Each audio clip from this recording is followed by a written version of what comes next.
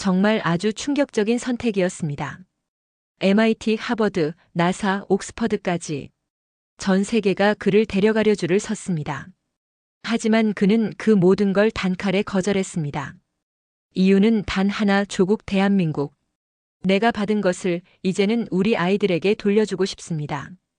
그렇게 시작된 한국 교육 혁명. 한국의 지혜와 과학이 만나 전 세계 교육의 판을 완전히 뒤집었습니다. 오늘 영상의 마지막에는 그가 왜 세계에 유혹을 뿌리치고 한국을 택했는지, 그리고 그 결정이 어떻게 대한민국을 세계 교육의 중심지로 만든 건지, 그 전 과정을 생생하게 공개합니다. 영상 시작 전 구독과 좋아요는 큰 힘이 됩니다. 그럼 지금부터 세계가 따라 배우는 한국 교육의 기적. 함께 보시죠. 저는 1990년대 말 서울 외곽 아파트 단지에서 태어났습니다. 우리 동네는 고층 아파트와 다세대 주택이 뒤섞인 전형적인 한국의 서민 동네였죠. 제 부모님은 평범한 직장인이셨지만 교육에 대한 열정만큼은 그 누구보다 뜨거우셨어요.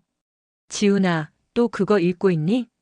유치원에서 돌아온 저를 보며 어머니가 다정하게 물으셨죠. 네. 엄마, 여기 봐봐요. 딸 뒷면은 아무도 못 본대요. 왜 그런지 알아요? 할아버지께서 제게 사주신 백과사전은 제 보물이었습니다.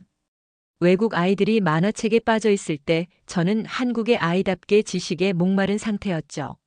제 누나는 항상 이렇게 말했어요. 우리 동생은 뭐든 끝까지 파고들어. 한 번은 내가 숙제하고 있는데 갑자기 들어와서는 누나, 우리나라 과학자들은 왜 노벨상을 못 받았을까? 하고 묻더라고. 그때부터 벌써 큰 꿈을 꾸고 있었나 봐. 초등학교 과학 시간 담임 선생님께서 질문하셨습니다. 자, 지구는 왜 둥글까요? 교실이 조용해졌고 한 아이가 대답했어요. 지구 주위를 우주선이 돌면 같은 곳으로 돌아오니까요. 그날 저녁 저는 공책에 적었습니다. 미국 나사만 우주선을 보낼 수 있는 게 아니야. 언젠가 우리나라도 우주를 탐험할 거야. 내가 그 일을 도와야지. 이런 생각들이 항상 제 머릿속을 가득 채웠습니다. 3학년 때 담임 선생님은 학부모 상담에서 제 어머니께 이렇게 말씀하셨대요. 지훈이는 굉장히 특별한 아이예요. 겉으로 보기엔 조용하지만 생각의 깊이가 남다릅니다. 우리나라 교육 시스템이 이런 아이를 잘 키워내면 미래의 세종대왕이 될 수도 있을 거예요. 초등학교 고학년이 되면서 저는 더 자기 주도적인 공부를 시작했어요. 평범한 가정 형편에도 불구하고 부모님은 필요한 책만큼은 아낌없이 사주셨습니다. 너 또 밥 먹으면서 그거 풀고 있니? 아버지가 저녁 식탁에서 물으셨죠. 이거 진짜 재밌어요. 우리나라 수학자가 발견한 공식인데 외국 수학책보다 더 간단하게 설명돼 있어요. 우리 아들 대단하구나. 너 같은 인재가 많이 나와야 대한민국이 더 발전할 텐데. 아버지는 늘 저를 그렇게 격려해 주셨어요. 놀라운 건 부모님이 저를 학원에 한 번도 보내지 않으셨다는 점이에요. 대신 할머니께서 들려주시던 옛날 이야기에서 지혜를 배우고 도서관에서는 현대 지식을 쌓았습니다. 우리 할머니는 늘 말씀하셨어요. 지훈아, 서양 교육이 다가 아니다. 우리 선조들의 지혜도 배워야 한다. 퇴계 이황 선생님도 어릴 때부터 책을 가까이 했단다. 6학년 때 담임 선생님은 복도에서 저를 붙잡고 말씀하셨습니다. 지훈아, 내가 영재교육원 시험을 보면 어떨까? 대한민국의 미래를 이끌 인재가 될 수 있을 것 같구나. 그때는 몰랐어요. 이 작은 시작이 어떻게 한국 교육의 새 역사를 쓰게 될지는요. 단지 저는 우리나라를 더 위대하게 만들고 싶었을 뿐입니다. 초등학교 4학년이 되면서 제 호기심은 우리나라의 역사와 과학으로 더 깊어졌습니다. 어느 날 도서관에서 중학교 수학 교과서와 함께 한국 과학사라는 책을 발견했어요. 이거 빌려도 돼요? 사서 선생님께 물었죠. 4학년 학생이 이걸 이해할 수 있을까? 사서 선생님은 의아해 하셨지만 곧 미소 지으셨어요. 우리나라 아이들은 역시 다르구나.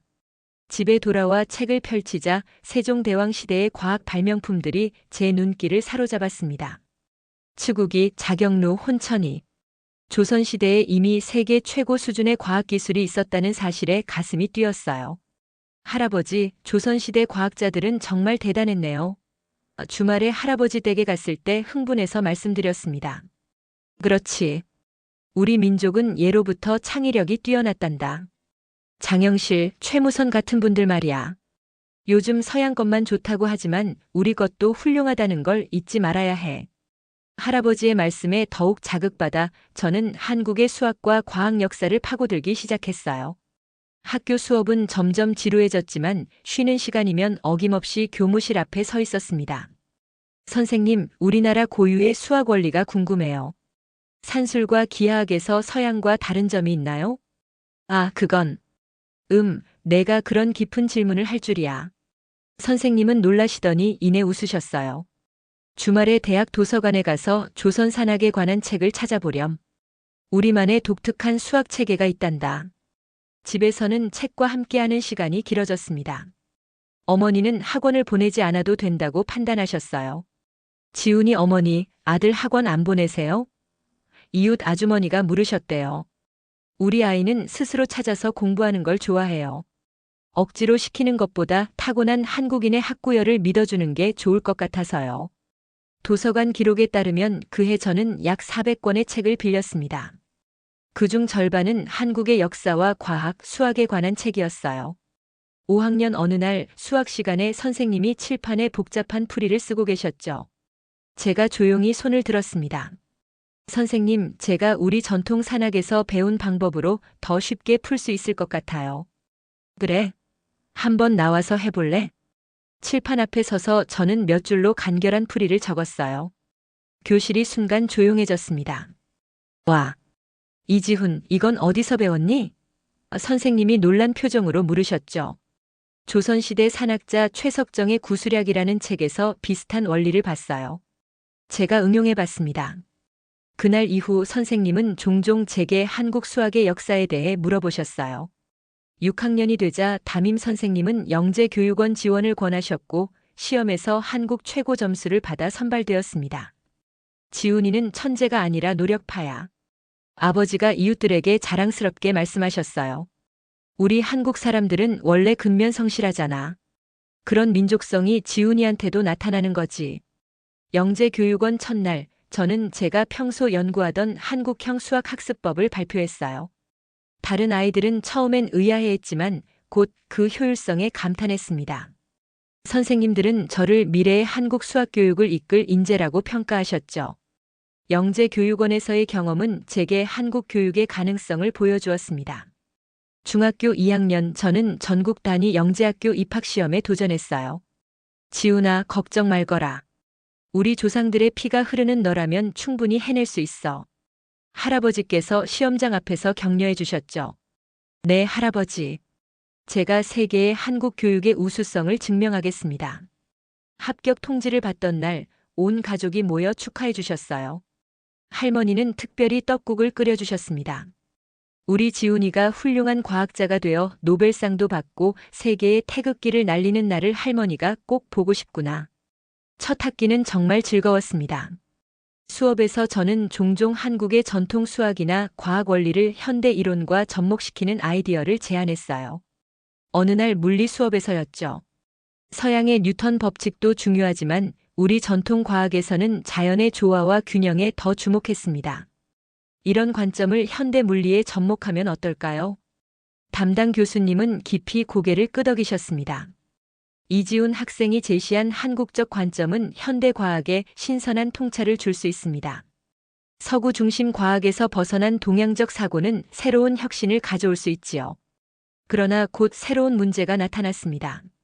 학교는 여전히 서구식 교육 모델을 따르고 있었어요. 빠른 문제풀이와 경쟁이 중심이었죠.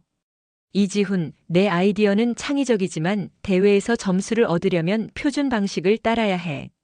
수학 선생님의 지적이 있었습니다. 하지만 선생님, 우리만의 방식으로도 충분히 세계와 경쟁할 수 있다고 생각해요. 세종대왕 시대의 과학혁신처럼요. 이상적인 생각이지만 현실은 다르단다. 이때부터 제 마음속에는 새로운 꿈이 싹트기 시작했습니다. 한국형 교육 모델을 개발해 세계에 알리는 것. 다른 친구들이 서양 명문대 진학을 꿈꿀 때 저는 대한민국을 교육 강국으로 만들 방법을 구상했어요. 2학년 중간고사 후 상담 선생님과 면담이 있었습니다. 지훈이 내 성적은 특이하구나. 창의력 테스트에서는 만점인데 표준화된 시험에서는 약점이 보여. 서양식 평가 방식이 한국 학생들의 창의성을 제대로 측정하지 못한다고 생각해요. 우리에게 맞는 교육 시스템이 필요합니다. 선생님은 잠시 생각에 잠기셨다가 말씀하셨어요. 너의 생각이 맞을지도 모르겠구나. 대한민국이 진정한 교육 강국이 되려면 단순히 따라가는 것이 아니라 새로운 길을 개척해야 할 테니. 그날 이후 저는 더욱 확신했습니다. 제가 가야 할 길은 외국 유학이 아니라 우리나라에서 교육혁명을 일으키는 것이라고요. 17살이 되던 해 저는 지도 교수님의 권유로 국제청소년 수학대회에 참가했습니다. 한국의 위상을 높이는 기회라 생각했죠. 이 문제는 우리 전통 산학의 방식으로 접근하면 대회장에서 문제지를 받아들고 중얼거렸어요. 결과는 놀라웠습니다. 전체 1등. 시상식장에서 태극기가 올라가는 순간 가슴이 벅차올랐어요. 심사위원장은 이렇게 코멘트했습니다. 이지훈 선수의 풀이는 서구 중심 수학계에 신선한 충격을 주었습니다.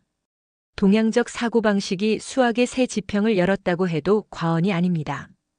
해외 언론들은 앞다투어 한국의 수학 영재라는 헤드라인을 실었고 세계 명문 대학들의 입학 제안이 쇄도했어요. MIT에서 온 편지야.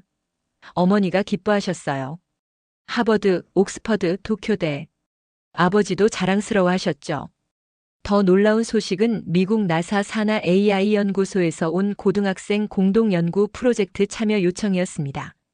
지훈아, 이렇게 대한민국의 위상을 높여주다니 정말 자랑스럽구나. 할아버지께서 손을 꼭 잡아주셨어요. 너의 할아버지가 6.25 전쟁 때 목숨 걸고 지킨 나라가 이렇게 발전했구나.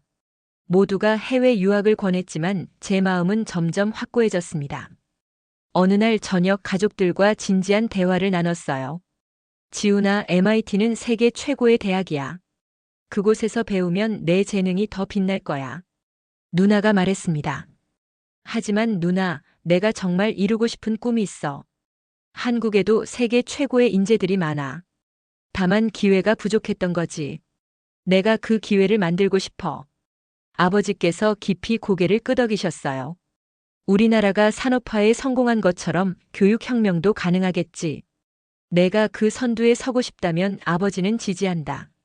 할머니는 눈물을 글썽이시며 말씀하셨죠. 일제강점기에 우리 선조들은 교육으로 나라를 지켰어. 너도 그 뜻을 이어가는구나. 담임 선생님께 제 결정을 알렸을 때 처음엔 놀라셨지만 곧 이해해 주셨어요. 선생님, 제가 불편했던 건 환경이 아니라 그 환경을 아무도 바꾸려 하지 않았던 거예요. 한국을 세계 교육의 중심지로 만들고 싶습니다. 이지훈, 너의 결정이 옳을지도 모르겠다. 대한민국은 교육 열만큼은 세계 최고니까. 그 열정의 올바른 방향만 제시한다면 정말 교육 강국이 될 수 있을 거야. 그렇게 저는 세계 명문 대학들의 제안을 뒤로하고 한국 교육혁명의 첫 발걸음을 내딛기로 결심했습니다. 모두의 예상을 깨고 저는 서울대학교 물리교육과를 선택했습니다. 세계 명문 대학들의 제안을 뒤로하고 말이죠.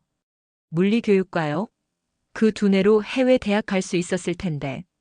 친척들이 의아해했어요. 대한민국의 미래를 바꾸려면 교육부터 혁신해야 합니다. 세계적인 한국형 교육 모델을 만들고 싶어요.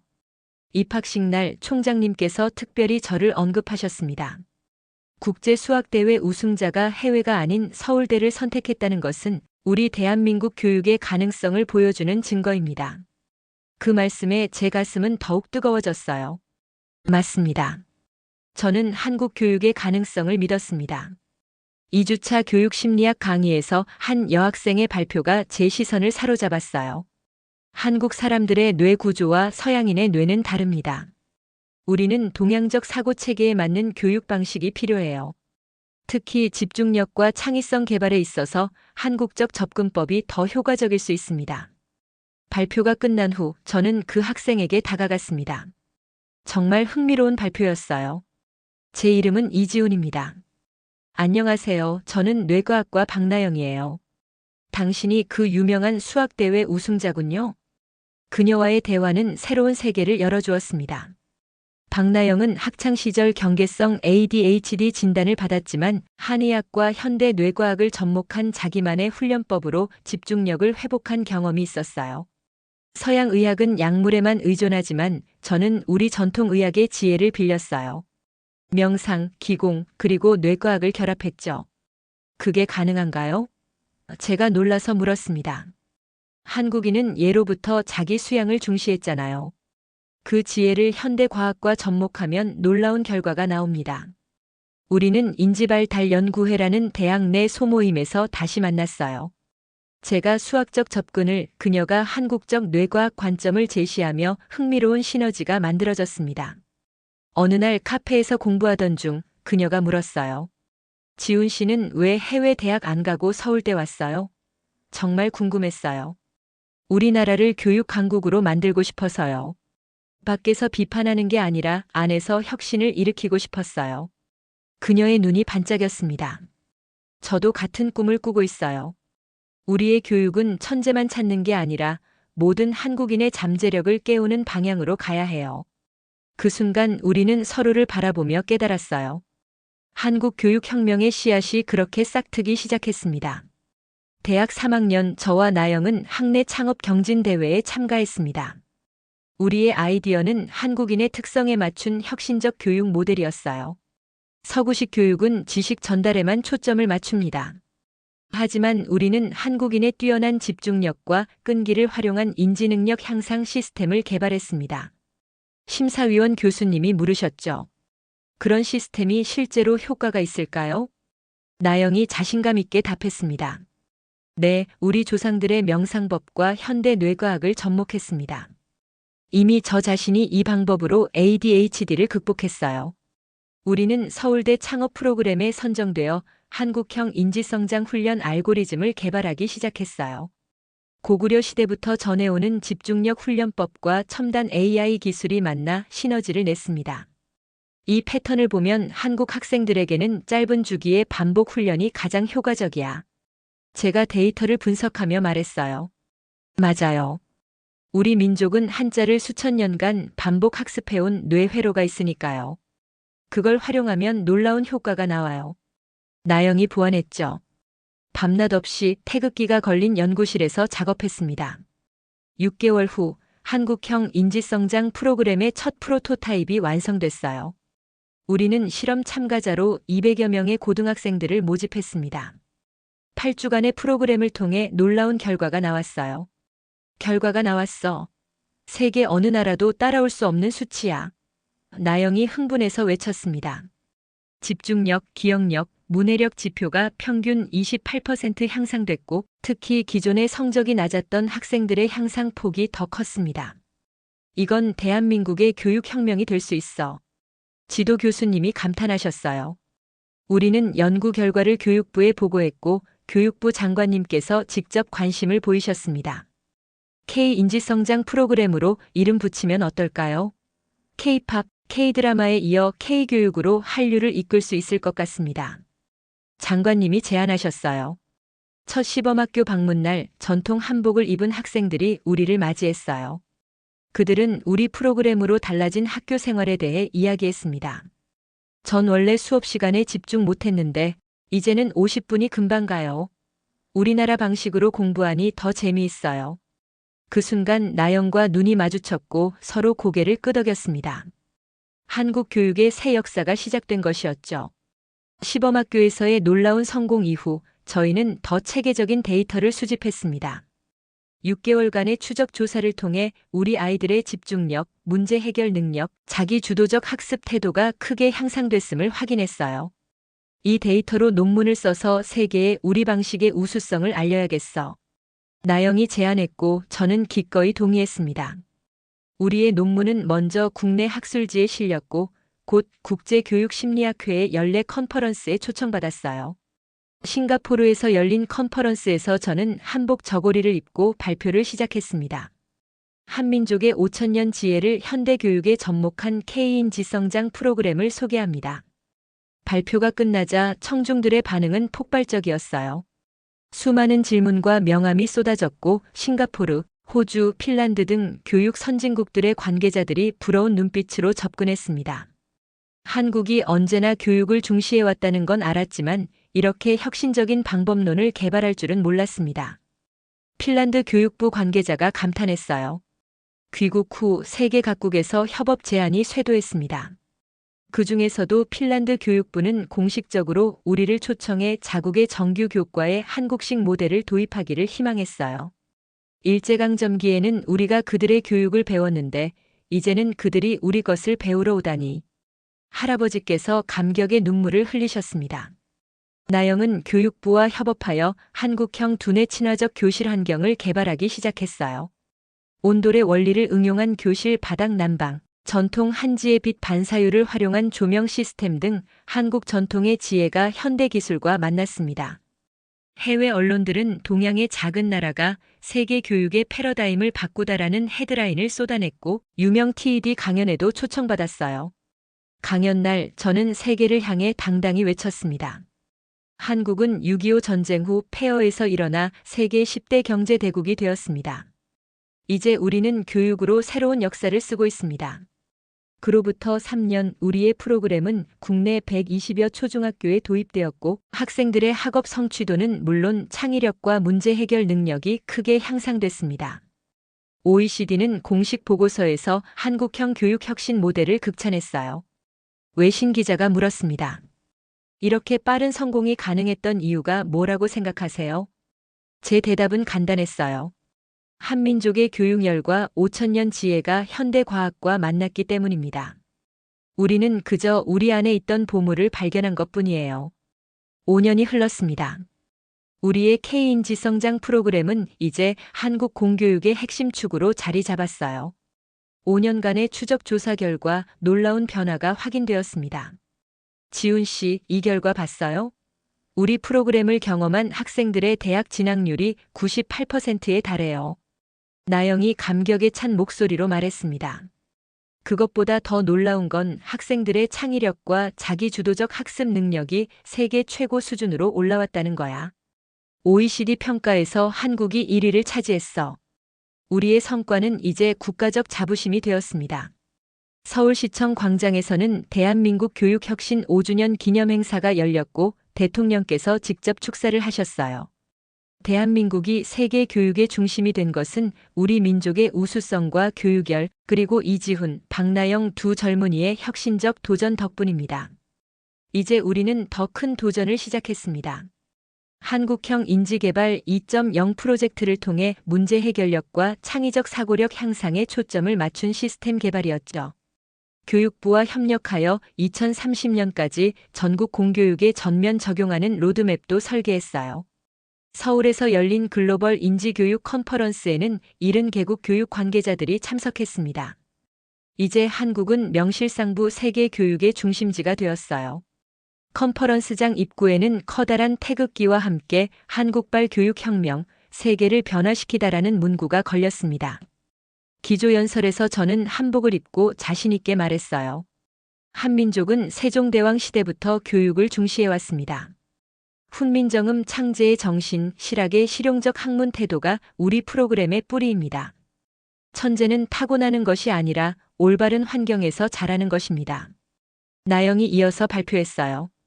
K인지개발 2.0은 서구식 교육의 한계를 뛰어넘어 동양의 지혜와 현대 과학을 접목한 새로운 패러다임입니다. 미국, 영국, 일본의 교육부 장관들이 앞다투어 우리 프로그램의 도입을 요청했고 유엔에서는 개발도상국의 한국형 교육 모델 보급을 위한 특별 예산을 편성했습니다.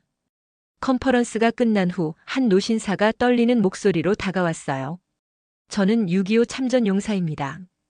그때는 우리가 세계의 도움을 받았는데 이제는 우리가 세계를 도울 수 있게 되다니 정말 자랑스럽습니다. 그 말씀에 저희도 눈시울이 붉어졌습니다. 대한민국은 이제 더 이상 교육지옥으로 불리지 않습니다. 대신 교육혁신의 선두주자로 전 세계가 배우러 오는 나라가 되었습니다. 우리가 꿈꾸던 그 변화는 이제 현실이 되었습니다.